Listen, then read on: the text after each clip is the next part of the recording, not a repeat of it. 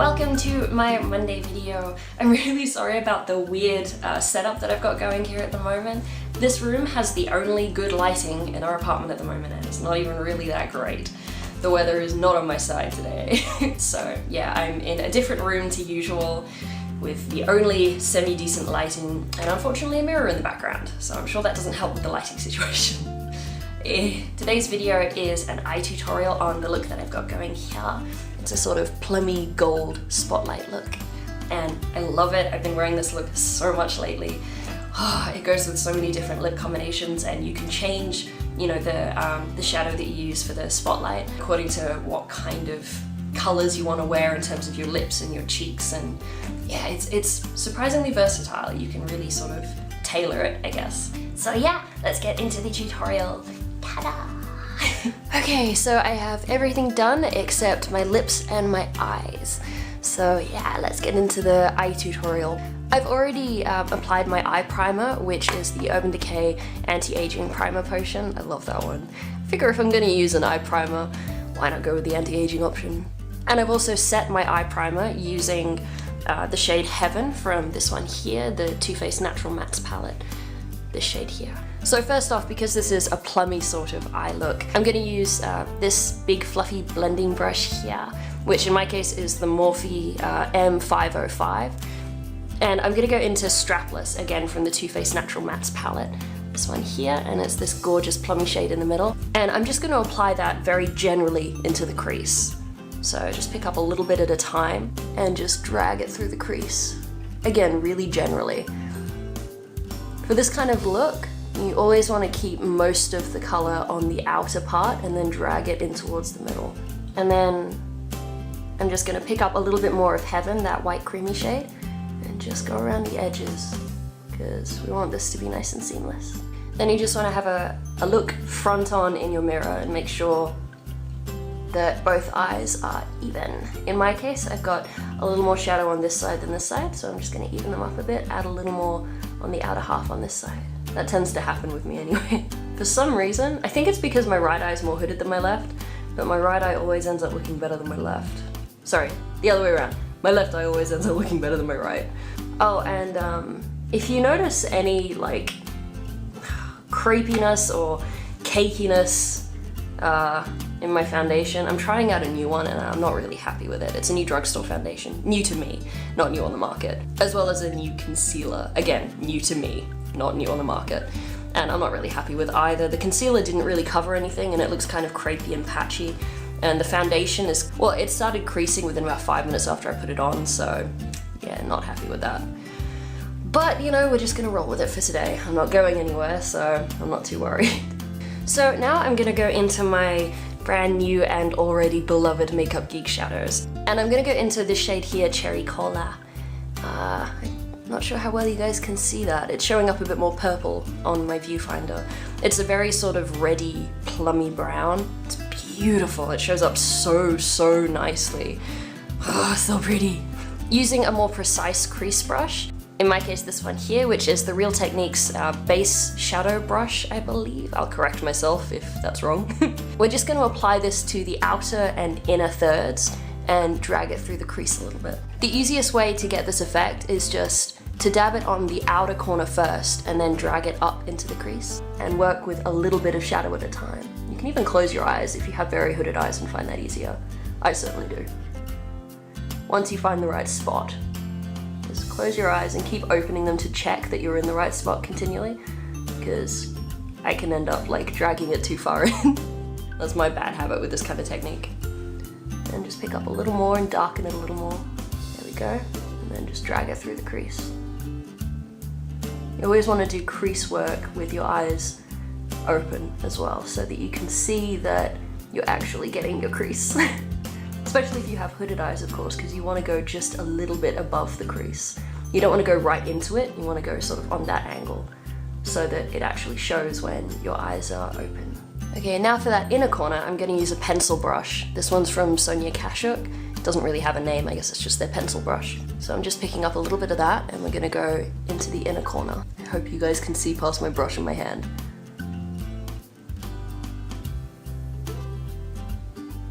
And again, you want to place that just on the inner third. You don't have to worry too much about blending everything yet, because we're gonna do that once we've placed something in the middle of the lid. And then you can go back with your more precise blending brush and just drag that into the crease so that you've got that nice sort of halo effect going.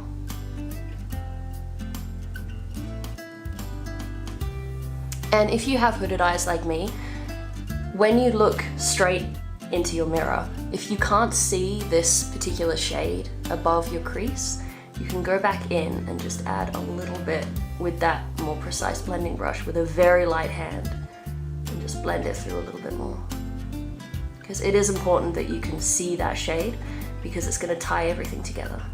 Oh, and if you can hear Mike talking in the background, yeah, he's on the phone to his mum, I think. Sorry about that, it's one of the reasons I'm in here. I'm sure any of you who, you know, live with other people will know it can be difficult to find a quiet place to film when you live with other people.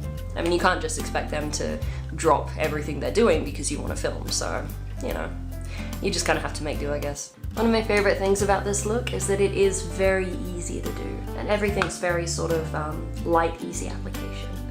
You know, you don't have to worry about overdoing it or anything like that, and the shades that I'm using are shades that are really easy to find. For example, I'm pretty sure Essence has eyeshadows in all of these shades that I've used so far, or at least very close to them. So there we go, that's the progress so far. And if you want, you can deepen up the crease a little more on that outer section as well by adding a little bit more of Cherry Cola or, you know, the plummy shade that you're using. And just drag it out so that you've got like that lifted shape on the outer corner. It has that really nice, yeah, lifting effect on your eyes. I love doing that, especially as someone with hooded eyes. It just has a really nice effect.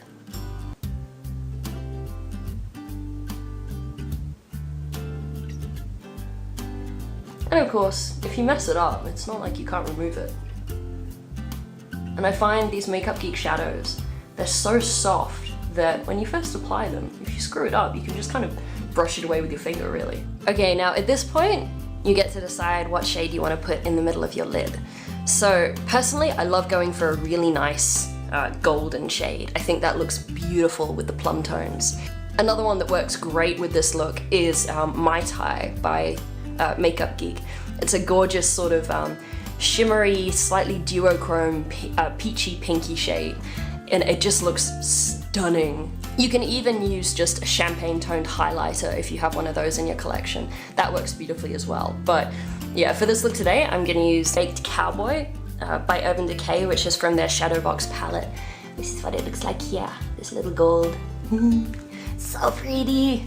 I love the shade, oh my god. It's easily my most used shade out of the Urban Decay Shadow Box palette, and I really love this palette. It's got so many beautiful colors in it, you can see there. So pretty. And every single one of them except for Blackout, which is just a matte black, all the rest are shimmery, metallic, glittery, they're beautiful. So because all of my packing type brushes, I guess, are dirty at the moment, I'm gonna sort of make do and use my Morphe 507 brush, which looks like this. It'll get the job done, but yeah, a flat shader brush is gonna be much easier for this. So what I'm gonna do first is give it a spritz with my NYX Dewy Finish Long Lasting Setting Spray. This one here. Yeah, this stuff works great for this purpose. You know, just building up the intensity of your lid shade really nicely. Shake it off a bit because you don't want it to be too damp. You know, you don't want to like clot your eyeshadow with liquid. And that just picks up so much more shadow. So yeah, now you just want to dab that on the center of the lid where you've left that blank space. Wow. That is intense.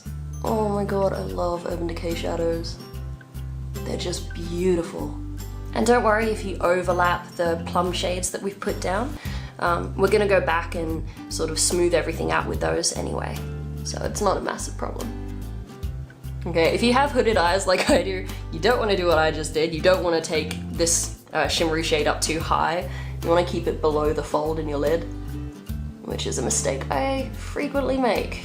So now we're going to go back to that precise blending brush, and just smooth over the edges so that everything looks a bit more seamless. You want to pick up cherry cola, or whichever sort of plummy burgundy tone you're using, and just go over the edges where that plummy shade meets the gold. And through the crease again. You want to make sure that you're not picking up too much shadow as well, because you don't want to make everything look too heavy. You just want to make it look a bit more seamless. And of course, a blending brush is perfect for that purpose. So for this particular look, I don't tend to use like a liquid liner or eyeliner along my lid. I tend to just tight line instead, because I don't want to take away from that gorgeous spotlight that I've got going, especially with hooded eyes, I have tiny lid space as it is. I don't want to encroach onto it. But of course, if you don't have hooded eyes, if you don't have to worry so much about encroaching on your lid space, by all means, go nuts, do a wing, whatever you feel like with this kind of look. A thin, drawn out wing can look beautiful with this particular kind of, halo look. But yeah, in my case, I'm just gonna stick to tight lining and mascara. To tight line today and to do my bottom waterline as well, I'm gonna be using the Rimmel Scandalized Waterproof Kohl Kajal, this one here. It's the first drugstore eyeliner I've found that actually stays in my tight line and waterline. Oh my god. It's a miracle. Look away if you're squeamish. I find the easiest way to tight line is just to start at the outer corner and close your eye onto it and then just run it along. So if you have a lot of trouble tight lining, that's a good way to try. And when you're doing your bottom waterline, you really don't need to pull your lid down as far as I see a lot of people doing. You just need to open it a little bit. Also, because we're doing this before we do like the bottom lash line shadow, it's not a big deal if you make a little bit of a mess, because the shadows going under there are going to be quite dark anyway. Okay, so now for me it's mascara time, but of course you can do mascara last if you're more confident with mascara than I am. Basically, I'm confident that I will always make a mess of it. So yeah, I'm gonna do mascara first. And I'm actually trying out a new one today. It's the Covergirl, the Supersizer mascara. This one here. You may have seen in my haul video from Payday. Ooh, wow, that's a really thin brush. That is cool. It's got a bend in it as well. I don't know whether it's supposed to or whether it's just mine. But yeah, it's got like shorter bristles on two sides and then longer bristles on the opposite two sides. Okay, let's give this a go. I think I'll try like packing on the product with the shorter bristles and then combing through my lashes with the longer bristles. I really like that the brush allows you to get those teeny tiny corner lashes as well. Okay, so that's one coat. Now let's see how badly I make a mess of things doing my bottom lash line. Wow, this is actually way easier than I'm used to. Oh my god, I'm not making an insane mess. This is new. Wow, I didn't get any on my actual skin. Okay, I might have a new runner-up favorite mascara. It is staying quite wet, but I mean that's not surprising with a new mascara. Like, I literally just opened it, so I'm sure that'll improve once it's been open for a few days. I'm just really loving being able to actually get those teeny tiny corner lashes. Yeah, I'm making a little bit of a mess with this one, but that's probably because I'm using my dodgy wrist. I just don't have as much control with this hand as with my right hand. Despite being ambidextrous, it's really injury related.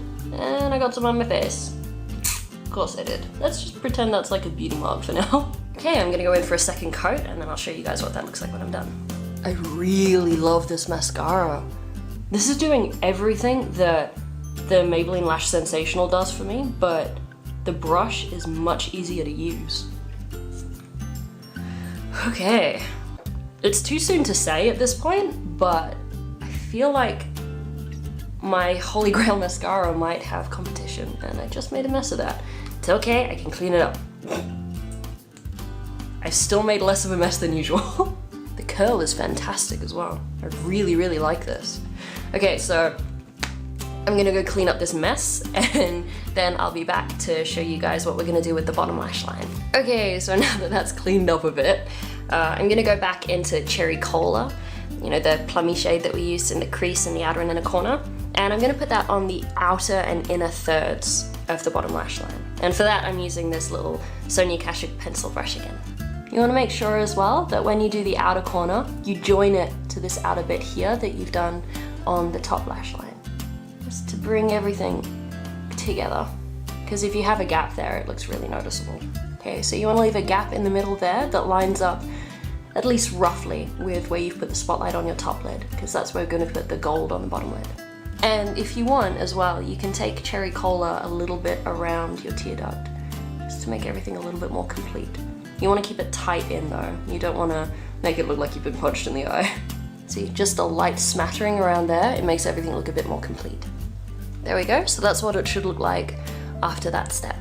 And don't worry if you've made the gap a little too small, because I mean, we're gonna foil the gold again, so it will show up. So if the brush that you used to foil, you know, that little gold patch in the lid, or whichever, you know, shimmery shade that you used, if it's not damp anymore, mine kind of isn't, then just give it another spritz with your setting spray or, you know, eye drops or water. Really, you know, any of those things is gonna work for this purpose. I love, love, love my Urban Decay shadows, seriously. They're just, they're so luxurious.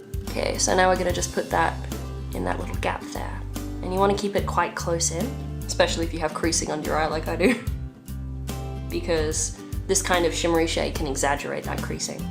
This is a lot easier with one of those flat shader brushes because it's flat, you know, it creates a nice line. This one doesn't so much. So it'll be easier for you guys to do this than it is for me. A lip brush would also have been easier. Kinda wish I'd use one of those now. And with the lower lash line, because we're not dealing with so much shadow, you can just use your finger to kind of blend the edges a little bit. There we go. Ta-da! That's the eyes finished.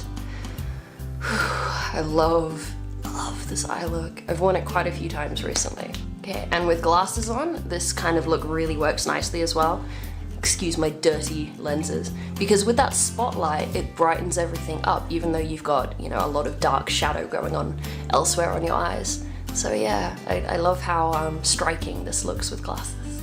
Especially with one of my wigs and a beanie on. It makes my eyes stand out a lot more than they would otherwise behind all that hair and wig and beanie. So yeah, I'm gonna go put a nice neutral lipstick on and I will be right back. So this is the final look with my beloved Colourpop Lumiere lip pencil. I love this thing. It just goes with so many of my favorite neutral pinky toned, mauvey toned lip colors. And over the top of that, I'm wearing the Too Faced Melted Liquid Lipstick in Melted Fig. I love this one. Anything with sort of mauvey, plummy tones is gonna go really, really nicely, you know, with this eye look if you want a more dramatic look.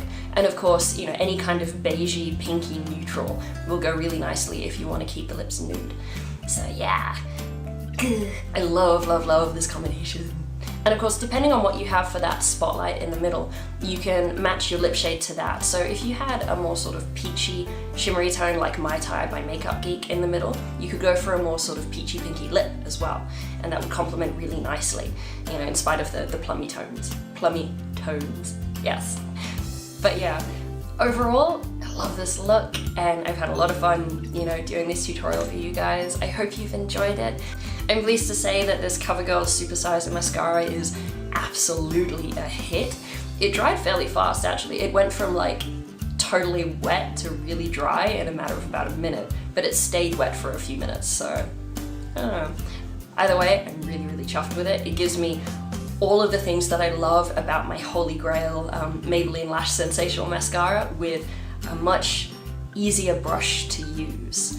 Which is surprising for me as well because it is a weird brush. But I find the end is fantastic for getting all those little, you know, inner corner and outer corner lashes, which I'm never able to get otherwise. You know, especially with my hands not cooperating, you know, my hands are clumsy. So yeah, really, really chuffed with this one. I think I'll probably alternate between my Lash Sensational and this one, you know, like one day, one the next, and sort of see how they compare and I guess decide by the end of next week, you know, which one I prefer. So yeah, there might be a battle of the mascaras coming up. Oh yeah, I also forgot to add, in terms of blushes, When I use Mai Tai in, you know, the spotlight bit, I can go for a more sort of peachy toned blush, and that looks really, really nice. It brightens everything up really nicely and gives some warmth to the look. However, when I go with gold for that spotlight like I have today, I tend to stick to a more sort of mauvey toned blush. I can't remember which one I'm wearing today. I'll put it in the little annotation thingy. Thank you for watching my video, and I hope you guys are having a fantabulous week. Please hit the thumbs up button and subscribe so that you don't miss my future videos. And in exciting news, I will be getting a ring light soon, so the lighting in my videos will improve dramatically. Oh, finally! Oh my god! Mike's actually gonna help me out with the money to get it, so I'm immensely grateful to him. He's like my superhero in so many senses. Keep on being your awesome, gorgeous, chronically fabulous selves, and I shall see you guys in my Thursday video.